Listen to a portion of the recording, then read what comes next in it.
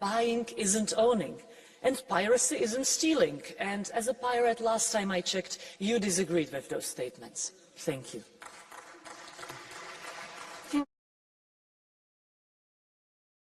Coming up, Renew calls for a balanced legislative fix to guarantee consumer ownership, keep paid digital games playable, and demand transparency. Mr. Commissioner, dear colleagues, firstly, let me congratulate the organizers on collecting 1.3 million signatures. That shows that this issue matters to European citizens. Today, a video can easily cost over €70 or more. Imagine paying for a game only for the publisher to switch it off forever in a couple of months after that. No access, no ownership, gone. Most people would call that unfair. And this is not only about consumer rights. Video games are also about culture. They build communities, develop creativity, develop skills, and form part of Europe's digital cultural heritage. When you buy a book or a board game, you don't expect it to disappear overnight. Why should we accept that in the digital world? And we know that technical solutions exist. Some games continue working even after official support ends.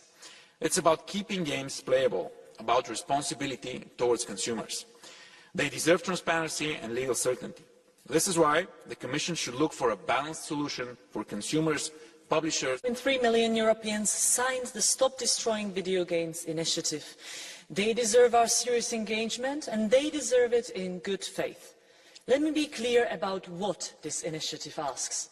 When a company ends support for a game that people have already bought and paid for, it must leave that game in a working state. Next, the Greens urge authorities to halt deliberate shutdowns, defend video games as vital cultural heritage, and ensure purchase titles cannot be arbitrarily destroyed. Rather than reaching into our devices and switching it off. It does not ask for free service forever. It does not ask for endless updates. It asks that what we paid for cannot be deliberately destroyed. So I am happy to hear from you, Commissioner. You take it seriously. However, at the last 3 public hearings, Mr. Abamonte, on behalf of Commission, repeated the arguments of a handful of the largest publishers, almost word for word. That always online is simply a technical necessity, that this is really a copyright question, that consumer rights must somehow be removed, and they do not reflect what these citizens are asking for. Players have kept Counter-Strike and Minecraft running on their servers for over a decade, which means that the only thing standing between a paid-for game and its destruction is not technology, it is a business decision. If the Commission really would believe these arguments, then buying isn't owning, and piracy isn't stealing. And as a pirate, last time I checked, you disagreed with those statements. Thank you.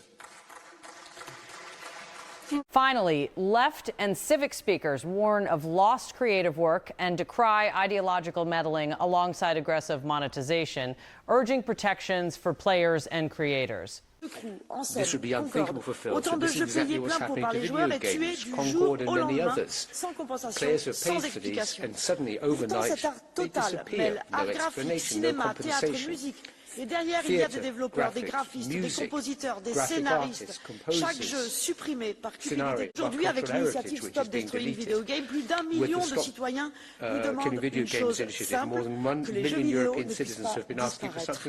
Ils proposent même des solutions sans aucun coût pour les éditeurs. Par exemple, laisser les modes hors ligne, permettre aux joueurs d'héberger les jeux par leurs propres moyens, mettre en place une bibliothèque publique, bref, que les jeux abandonnés puissent être préservés par celles et ceux qui les ont aimés. Collègues, Monsieur le Commissaire, vous avez un choix à faire aujourd'hui. Défendre les joueurs, honorer les travailleurs du jeu vidéo et préserver notre patrimoine culturel, ou bien laisser le seul profit des éditeurs dicter sa loi. Alors, pour ceux qui viendront après, agissons.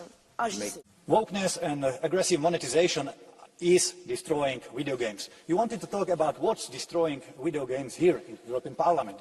All right, I will say it loud. One thing that is definitely destroying video games is the crazy woke ideology and political correctness which is being forced into the games. For example, if we want to play as a samurai, obviously we want to play as a Japanese warrior, and it happened recently in Assassin's Creed. Or to play as a queer character without any other choice. This is an issue, really, for players. The other thing which is destroying video games are aggressive monetization practices. Never-ending microtransaction, insane pay-to-win, or even gambling loot boxes, like in casinos. These practices have to be stopped, as well as practice when a company shut down a game server right after